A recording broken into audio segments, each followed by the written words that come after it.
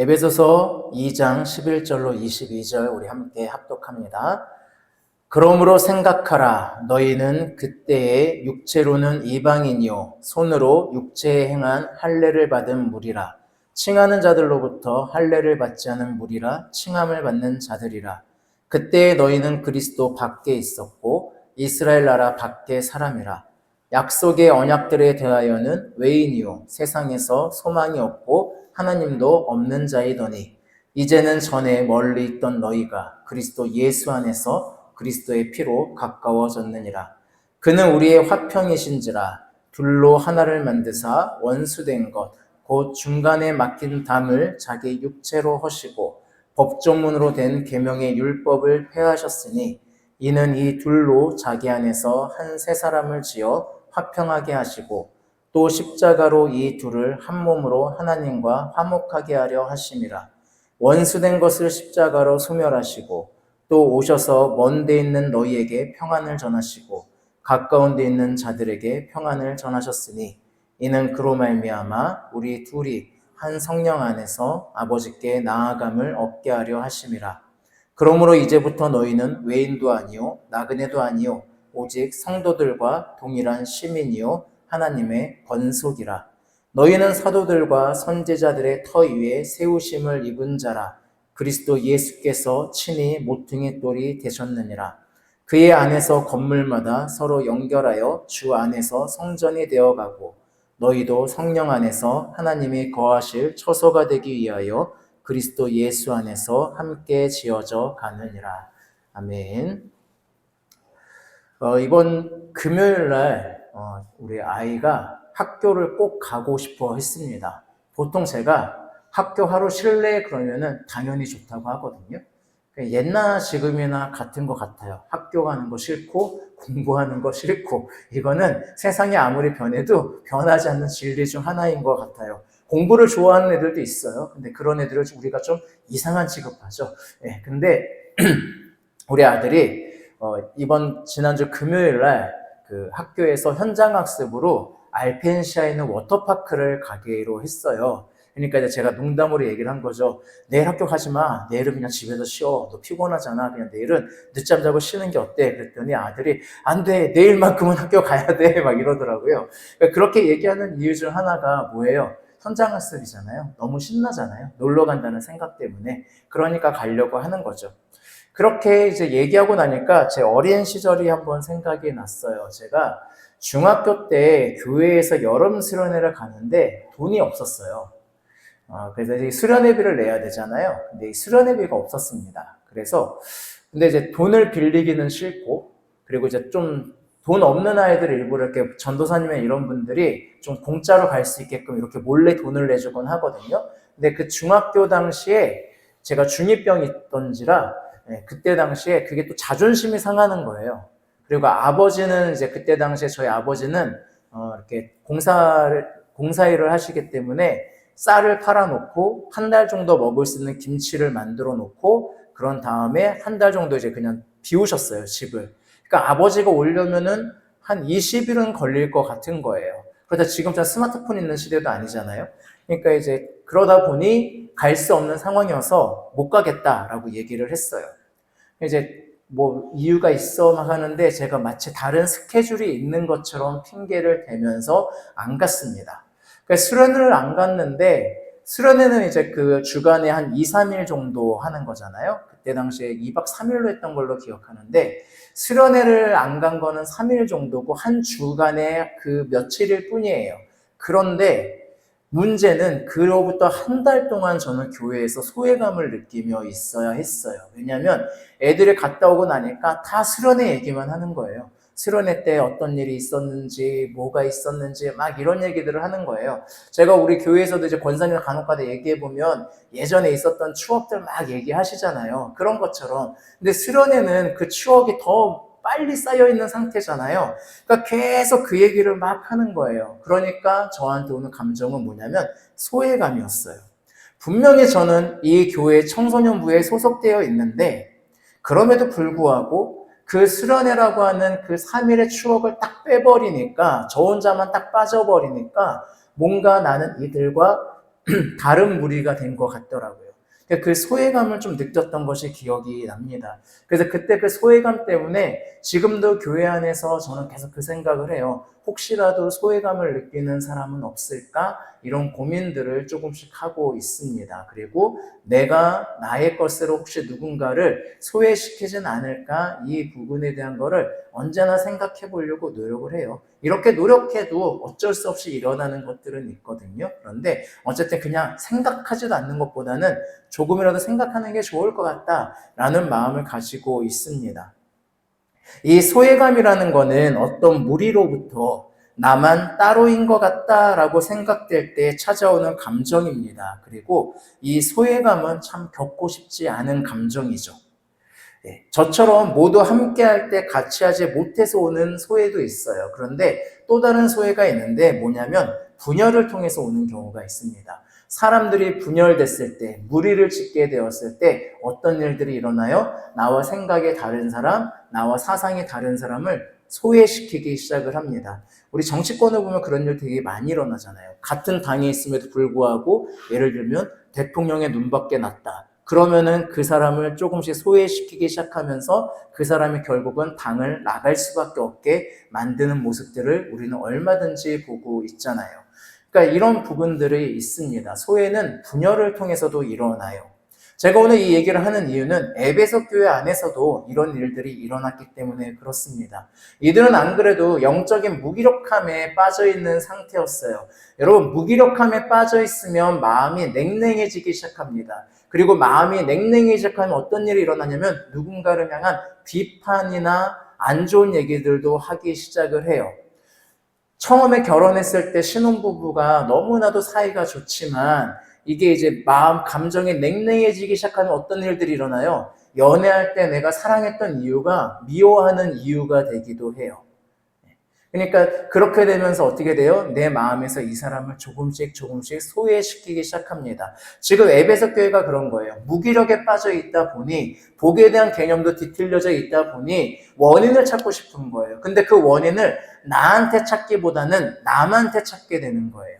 그리고 생각이 비슷한 사람들끼리 무리를 짓게 되면서 다른 무리들을 소외시키는 장면들이 나오는 거예요.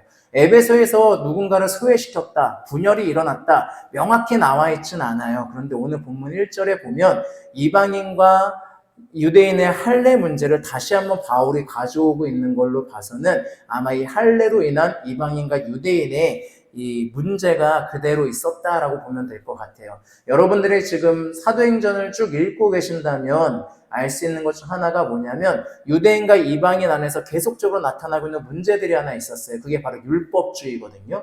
왜냐하면 이방인은 율법과 상관없이 살고 있었잖아요. 그런데 예수를 믿고 나니까 갑자기 율법이라는 게 튀어나오는 거예요. 지금 오늘날 우리는 율법에 대해서 좀 자유한 면이 있지만 여러분 이 당시 유대인이라고 생각을 해보세요. 원래 율법을 지켜왔어요. 그리고 그 율법을 온전하게 완성시킨 게 예수님이에요. 그럼 그 율법이 없어져야 될까요? 그렇지 않아요. 이 율법은 여전히 지켜져야 되는 거예요. 그러니까 이방인들이 예수를 믿게 되면 어떻게 돼요? 네가 예전에는 로마법에 따랐는데 이제는 율법을 따라가야 돼. 이게 당연한 거예요. 율법을 따라가야 돼. 뭐 그거 어렵지 않아요. 그런데 한 가지 이방인들이 마음에 걸리는 게 있었어요. 바로 할례라고 하는 의식이에요. 이 할례라고 하는 거는 간단하게 말하면 오늘날의 이제 포경수술이죠. 남성들이 하는 포경수술을 이야기하죠. 근데 이 할례가 그럼 왜 이렇게 중요한가 여러분 혹시 생각해 보셨어요? 왜 이렇게 할례를 유대인들이 중요시할까? 이 포경수술이라고 하는 게 사실 남성의 생식기 일부를 잘라내는 거잖아요. 표피를.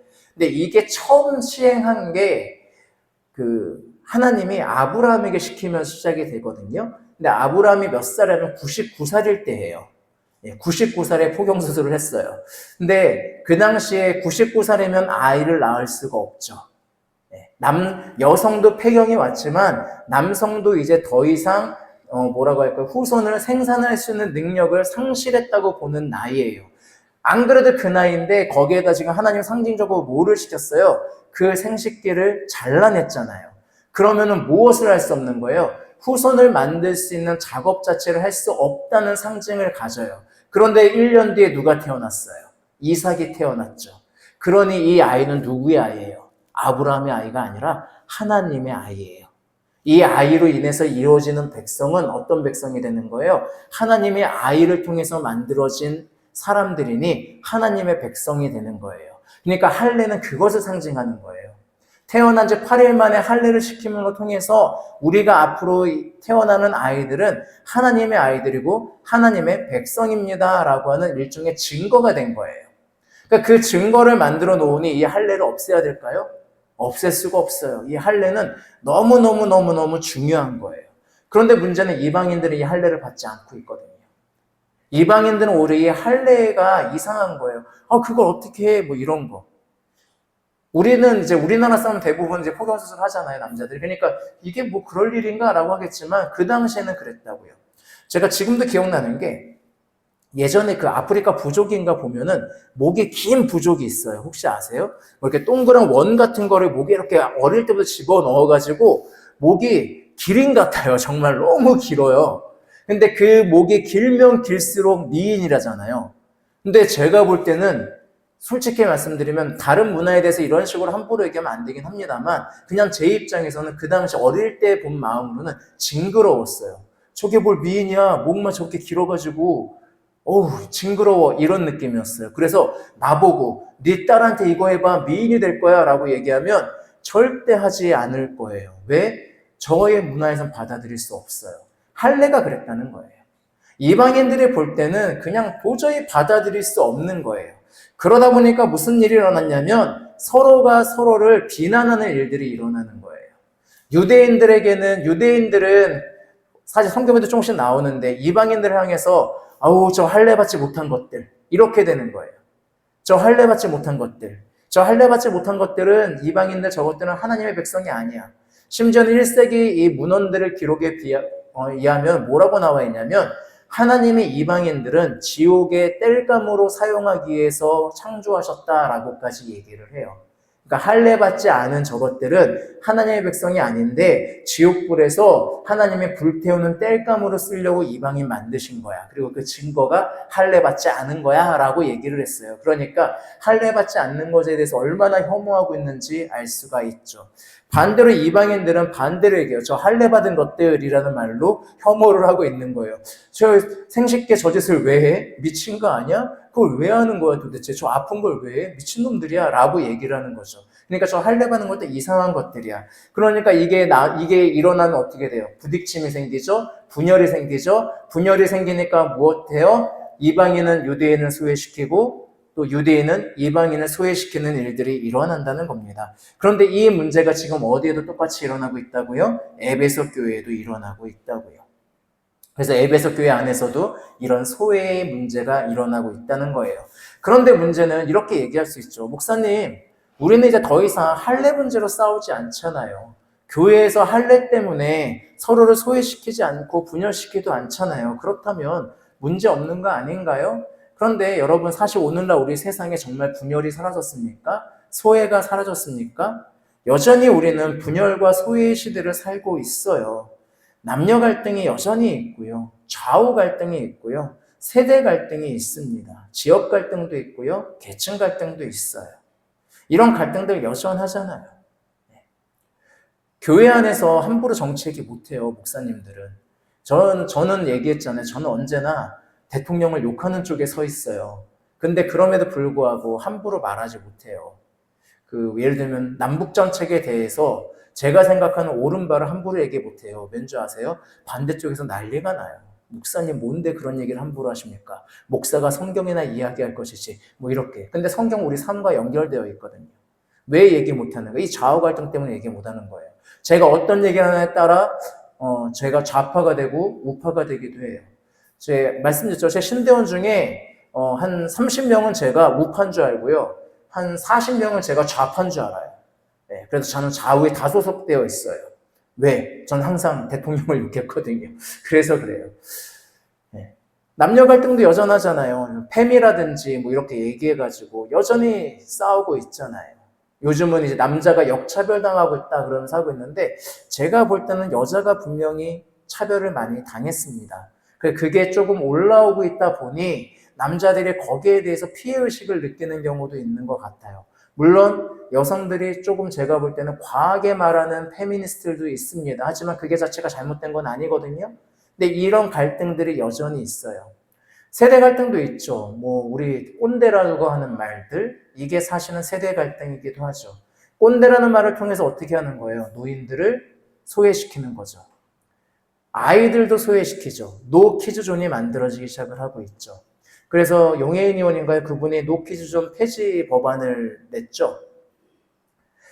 이해는 해요. 왜 노키즈존을 만드는지. 근데 그때 이런 얘기를 했어요. 노키즈존을 자꾸 허용해주면 이제 노시니어존, 노장년존 이런 것도 생긴다. 그랬더니 아이 그게 무슨 말도 안 되는 얘기냐. 애들 너무 시끄럽게 하는 부모가 이상하게 하니까 결국 이런 일이 일어난 거 아니냐 그랬는데 제가 말씀드렸죠. 얼마 전에 노시니어존 카페가 생겼어요. 노인이 들어올 수 없는 카페. 50세 이상인가는 못 들어와요. 그렇게 생겼어요. 이게 뭐예요? 세대 갈등이잖아요. 전라도 사람들을 홍어라고 함부로 얘기하고 대구 사는 사람들을 배트맨 영화에 나오는 범죄도시 고담을 해가지고 이제 고담 대구라고 얘기하고 이런 지역 갈등들 여전히 있습니다. 우리가 사는 시대에도요 분열과 이 소외는 여전히 존재하고 있어요. 그럼 교회 안에는 이런 것들이 없을까요? 교회 안에도 여전히 있습니다. 직분을 통해서 누군가를 소외하게도 해요. 저한테 은근히 들려오는 얘기가 있어요. 똑같이 신앙생활 했는데 저 사람은 권사가 됐는데 나는 집사다. 그래서 그것 때문에 마음에 상처를 받았다. 뭐예요? 이게 일종의 직분을 통해서 소외를 시키거나 분열되기도 하는 거예요. 대형교회 같은 데 가면은 이 부목사들 사이에서 나름대로 파가 있습니다. 그래서 거기에서 줄을 어떻게 서느냐에 따라 오래 근무할 수 있고 뭐 이런 것들을 정해지는 얘기들도 들려와요. 이런 것들도 참 있죠. 아까 제가 얘기한 것처럼 어떤 얘기를 하냐에 따라서 좌파 기독교인이 되기도 하고 우파 기독교인이 되기도 하고 우리 교회 안에서 여전히 남녀 차별 여전히 있죠. 여성 목사가 생기면 안 된다고 하는 교단은 아직도 존재하고 있고요. 신학교에 여자는 받는데 목사는 되면 안 된다. 이런 이상한 논리가 여전히 존재하고 있고요. 이런 갈등들이 여전히 있습니다. 이런 차별들이 있어요. 왜 이런 차별과 소외가 일어날까요? 그건 인간의 기본적인 본성이기 때문에 그렇습니다. 왜냐하면 인간은 자신이 하나님이 돼야 되거든요. 내가 하나님이 되고 내 인생을 내가 내 마음대로 결정해야 돼요. 그런데 이 하나님인 나와 다른 생각을 누가 가지고 있으면 어떤 마음이 드는 거예요? 반역하는 마음이 드는 거예요. 그러니까 이 사람을 어떻게 하고 싶어요? 소외시키고 싶어요. 그리고 이 사람을 소외시키고 싶으면은 어떻게 해야 돼요? 나랑 같은 생각을 하고 있는 사람들을 모아야 돼요. 그러다 보니까 무슨 일들이 일어나요? 당파가 지어지는 거예요. 무리가 지어지고 그리고 나서 그 무리들을 통해서 다른 누군가를 소외시켜요. 그 소외된 사람은 가만히 있나요? 똑같은 행동을 하는 거죠. 그러니까 무리들이 막 지어지면서 분열들이 일어나요. 근데 이게 우리가 스스로 이렇게 하고 있는 것 같고 우리 사회가 이렇게 되는 것 같은데 성경은 뭐라고 얘기하냐면 공중권세 잡은 자에 의해서 움직이고 있는 거다라고 이야기를 해요. 그래서 바울이 공중권세 잡은 자를 뭐라고 표현하냐면 사탄이라고도 표현하고 디아블로스라고도 표현합니다. 근데 이 디아블로스라고 하는 뜻은 사이를 갈라놓는 자라는 뜻이에요. 그러니까 사탄이 하는 일은 뭐예요? 하나님과 나 사이를 갈라놓고요. 인간과 인간 사이를 갈라놓는 거예요. 그러니까 인간과 인간 사이를 갈라놓고 하나님과 나를 갈라놓으니까 뭐가 일어나고 있어요? 분열이 일어나죠. 하나님과 나를 갈라놓았으니 내가 누구를 소외시켜요? 하나님을 소외시켜요. 사람과 사람 사이를 갈라놓았으니 사람이 사람을 소외시키는 일들이 일어나는 거예요. 이게 계속 우리 사회 속에서 일어나고 있는 겁니다. 그리고 에베소 교회도 이 문제가 일어나고 있다고요. 그러니까 바울이 이 문제를 정확히 알고 있기 때문에 이야기하는 거예요. 그래서 바울이 오늘 이 부분에 대해서 얘기하고 있어요. 우리 본문 11절을 보시면 이렇게 이야기합니다. 그러므로 생각하라. 너희는 그때에 육체로는 이방인이요 손으로 육체에 행한 할례를 받은 무리라 칭하는 자들로부터 할례를 받지 않은 무리라 칭함을 받는 자들이라. 자, 이방인에 대해서 얘기를 먼저 하는 거예요. 너희 할례 받지 못한 자라고 칭함받던 사람들이지 그 사람들이 교회 안에 있지 이 부분을 먼저 얘기하는 거예요. 그러면서 이방인들에게 너희들의 이전 모습도 한번 생각해봐. 2장 초반에서 우리의 이전을 생각하라고 한 것처럼 이방인도 이전을 한번 생각해봐. 너희는 할례 받지 못한 자라는 소리를 듣기도 했어. 그리고 또 너희는 그리스도 밖에 있었어. 이스라엘 아래 밖에 있었어. 당연하죠. 하나님과 상관없는 외인이었으니까요. 유대인들이 이방인들을 소외시켜놨으니까요. 지옥불에 땔감으로 쓰이는 자들이니 친했겠어요? 그냥 거부했겠죠. 그러니까 그리스도 밖에 있을 수밖에 없죠. 이스라엘 밖에 있을 수밖에 없죠. 그러니 이들에게는 뭐가 없어요? 소망도 없어요. 유대인 입장에서 볼 때는 소망도 없어요.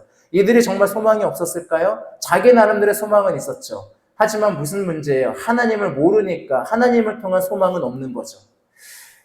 여러분들이 만약에 누군가가 오늘의 운세에 의존하며 산다면, 매일같이 신문을 사서 오늘의 운세를 보고 그 오늘의 운세를 따라 살아간다면 그 사람을 보고 소망이 있다고 얘기하시겠어요?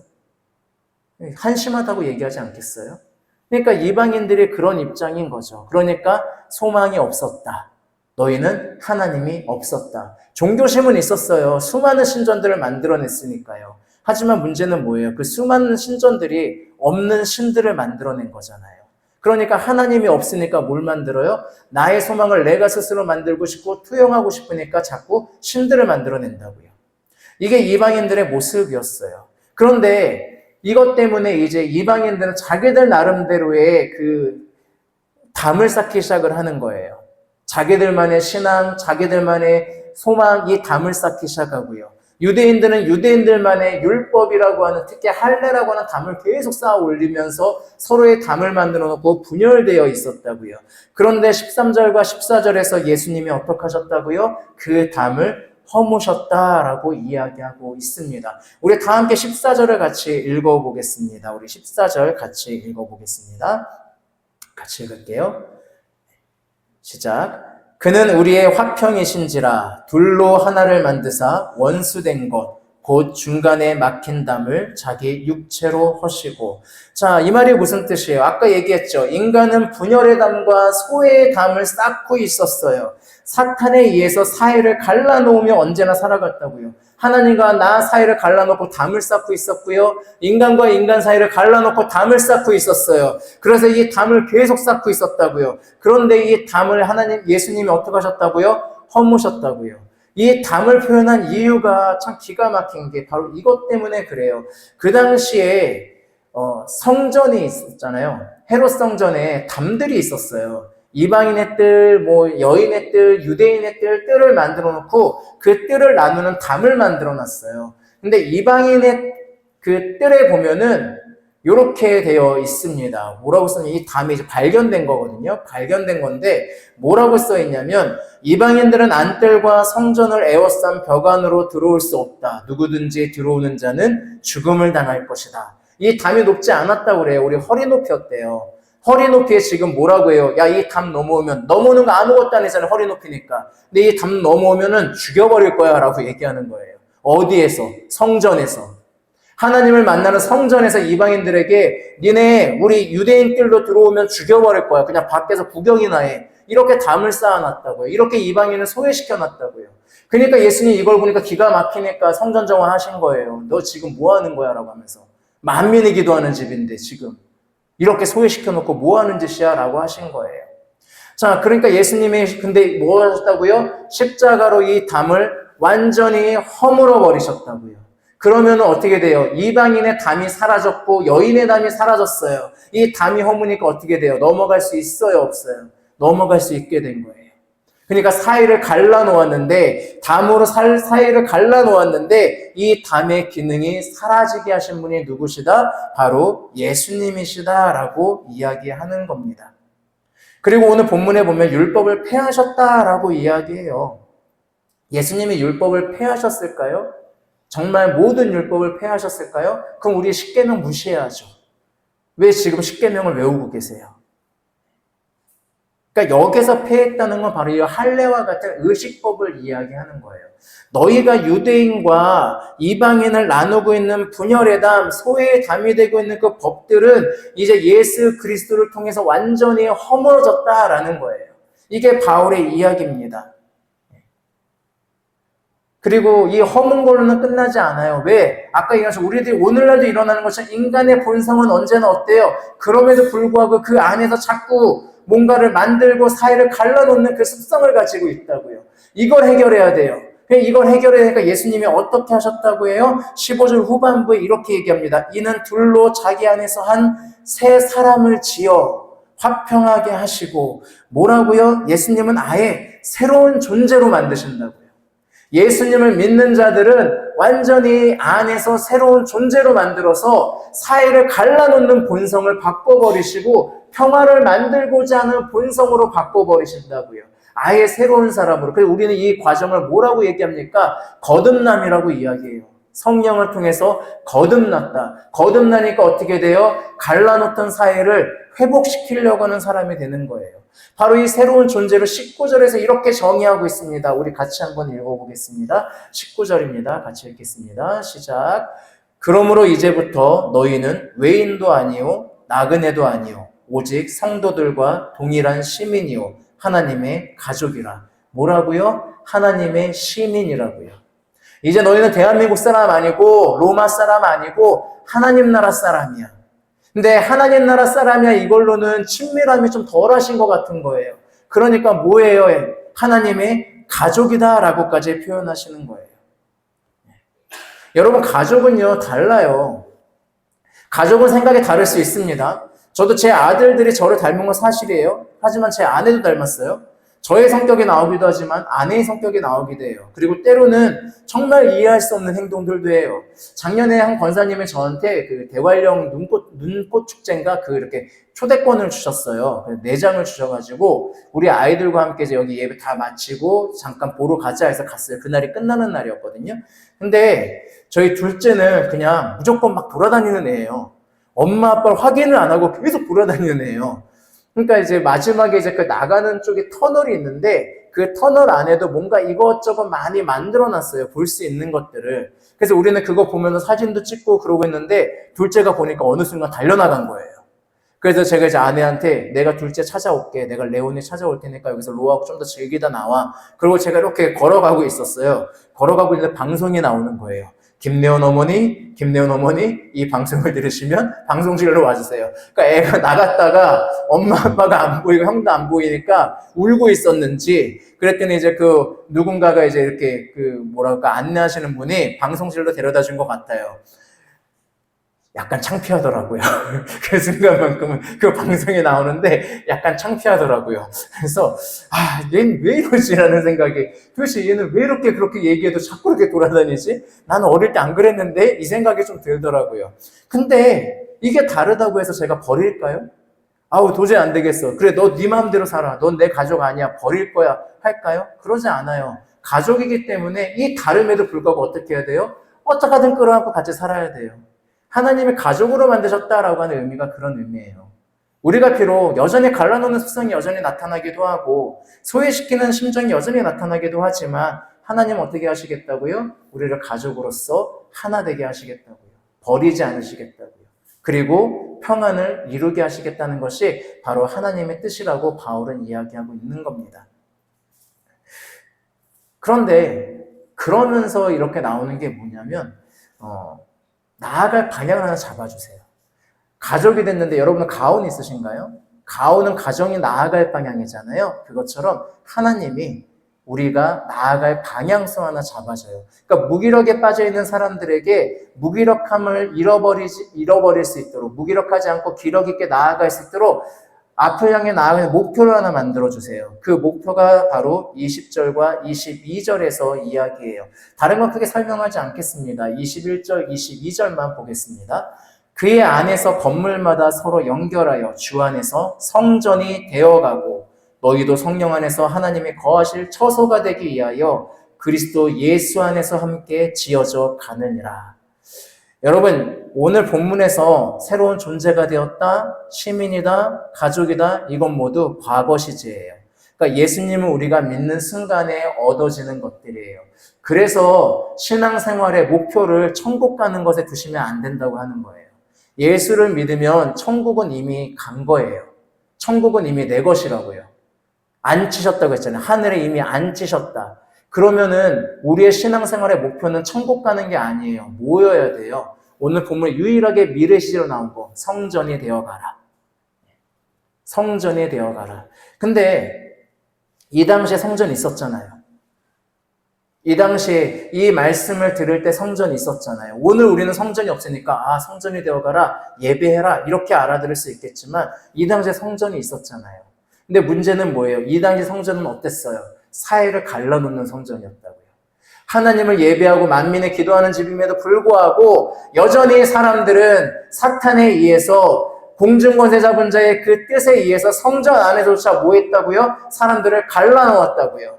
그런데 이 성전이 그렇게 보이고 있었는데 이제 이 성전 그리워하지 말고 너희가 우리들이 무엇이 되어야 된다고요? 이 성전이 되어야 된다고요. 어떤 성전? 담이 없는 성전. 그래서 누구라도 올 수 있는 성전. 누구라도 하나님을 예배할 수 있는 성전. 누구라도 하나님께 기도할 수 있는 성전이 되어가는 것, 이것이 너희의 인생의 목표가 되어야 돼 라고 얘기하는 거예요. 그럼 우리의 삶이 달라지죠. 우리는 무기력하게 있으면 안 돼요. 우리 안에 있는 담이 무엇인지를 봐야 돼요. 내 안에 여전히 남아있는 담이 무엇인지를 보고 그 담을 허무셔야 돼요. 그래서 교회 안에서 뭐가 없어져야 돼요? 분파가 없어져야 돼요. 직분 때문에, 우리 직분 모이는 것 때문에 있으면 안 돼요. 제가 간혹가다 교회 안에서 안타까운 게 뭔지 아세요? 교제를 너무너무 잘 나누세요. 4분, 5분의 교제를 너무 잘 나누세요. 너무 좋아요. 그런데 문제는 다른 사람이 거길 들어가지를 못해요. 제가 꿈꾸고 있기도 하지만 저는 소그룹을 굉장히 좋아해요. 그래서 제가 지금 우리 집에서도 목장이란 걸 하고 있잖아요. 근데 이 목장 모임이 너무너무 좋아요. 근데 문제는 뭔지 아세요? 다른 목장에서 이 목장 사람과 친해지기가 힘들어할 때가 있어요. 뭘 느끼는지 아세요? 소외감을 느껴요. 그럼 이 담을 어떻게 하라고요? 우리는 성전이 되어가야 되니까 허물라고요. 그러니까 이것 때문에 어떤 현상도 일어난지 아세요? 새로운 사람이 왔는데 아무도 인사를 안 해요. 그리고 소개해주겠다고 했더니 나 저 사람 잘 몰라요. 저도 몰라요. 새로 왔는데 누가 알아요? 다 모르지. 근데 교회에 있던 사람들이 그 사람을 계속 모른 척하면 어떡해요? 그분은 소외감만 느끼고 돌아가는 거지. 우리 안에 올 수 있게 하죠. 그 사람에 있는 마음에 있는 그 담을 허무셔야죠. 그렇게 평화를 만들어 가야죠. 이게 우리가 나아갈 길이에요. 이걸 향해서 나아간다면 우리가 무기력하게 앉아있을 수 있을까요? 아니에요. 우린 앞을 향해서 나아가야 돼요. 담이 있는 사람들을 찾아야 돼요. 그리고 그 담을 허무셔야 돼요. 내 안에 있는 담을 찾으셔야 돼요. 내 안에 어떤 담이 있지? 허무셔야 돼요. 제가 신학교에서 이걸 놓고 기도했었어요. 하나님, 제가 어떤 사람이든 받아들일 수 있는 사람이 되면 좋겠습니다. 그랬더니 저와 너무 다른 사람을 만나게 하시는 거예요. 하루면 괜찮은데 저와 너무 다른 사람, 생각도 다르고 마음도 다르고 모든 게 다른 사람을 1년을 만나게 하시는 거예요. 그것도 아주 친하게. 더럽게 힘들었어요. 그런데 그 담을 허물기 시작하니까 괜찮더라고요. 지금 지방에서도 전혀 안 맞는 목사님들 계세요. 근데 그분들하고 자꾸 연락해요. 제 안에는 담이에요. 우리는 어떻게 해야 된다고요? 허물어야 돼요. 근데 저는 여러분에게 세상이 모두 미워하는 사람, 나랑 완전히 극단을 달리는 사람과 평화를 이루기 위해서 나아가라고 하진 않을 거예요. 그거 하다가 지쳐요. 원수를 사랑하라는 말 때문에 많은 그리스도인들이 손양원 목사님처럼 할 수 없다는 죄책감에 빠져 있어요. 아니에요. 여러분 그냥 할 수 있는 거 하세요. 그냥 우리 교회 안에서 지금 이 공동체 안에서 누군가 소외된 사람이 있을 수 있어요. 혼자 밥 먹고 있는 사람이 있을 수 있어요. 그냥 그 사람 같이 앞에서 그냥 같이 먹어주세요. 말 한마디 못해도 좋습니다. 우선 밥부터 먹어주세요. 어떻게 지내셨어요? 특별한 일 없었어요? 그냥 말 한마디를 건네주세요. 자꾸 밥 먹던 사람하고만 먹지 말고 오늘은 좀 안 먹던 사람하고 같이 앉아서 먹어보세요. 그러면서 담을 조금씩 허물어가기 시작하세요. 우리가 이 담을 허물기 시작할 때, 그리고 우리가 일상 가운데서도 이 담을 허물기 시작할 때 누군가는 우리를 보고 그렇게 얘기하겠죠. 힘들 때, 마음이 어려울 때, 세상에서 소외감을 느낄 때 여러분의 생각나셔야죠. 저 사람이면 나를 받아줄 거야. 그래, 저 사람은 격의가 없더라. 저 사람은 언제나 내 얘기에 귀 기울여 주더라. 저 사람은 언제나 나하고 함께 하려고 하더라. 이 마음을 들게 하셔야죠. 왜요? 우리는 예수님을 닮아가는 사람들이잖아요. 여러분, 이번 주는 나의 이웃이지만, 교회 안에서 함께하고 있지만 잘 얘기하지 않던 사람들이 있다면, 또 내가 이 사람을 향한 담을 가지고 있었다면 그 담을 허무시기 바랍니다. 그리고 그곳에서 시작되는 예수님이 주시는 평안과 평화를 누리시기 바랍니다. 그리고 그 사람이 그 평화를 누릴 수 있게 되기를 원합니다. 그래서 그 사람이 나에게 어떤 얘기를 하기 시작하면 그 얘기가 결국 누구한테 가는 거예요? 하나님께 가는 거예요. 그래서 하나님을 만나는 거예요. 그래서 우리가 뭐가 되어져 간다고요? 성전이 되어져 간다고요. 여러분은 성전이십니다. 예수님이 만드신 성전이십니다. 그래서 그 놀라운 사역, 예수 그리스도의 놀라운 사역에 함께 하시고 그 기적을 체험하는 저와 여러분이 되기를 주님의 이름으로 축복하겠습니다. 기도하겠습니다. 살아계시고 역사하시는 아버지 하나님, 우리에게 분열과 소외의 담을 허무시고 평화의 새로운 성전을 짓게 하심에 감사와 영광을 올려드립니다. 하지만 그럼에도 불구하고 우리 안에 여전하게 무언가 남아있는 담이 있다면 우리는 예수님을 통해서 새로운 존재가 되었으니 하나님의 시민이요 가족이요 성전이 되어갈 자니 그 담들을 허물고 주님이 만들어 가시는 참된 평화를 이루어갈 수 있도록 함께하여 주시옵소서. 이번 한 주간 그렇게 만들어 가실 줄 믿사오며 살아계신 예수님의 이름으로 기도합니다. 아멘.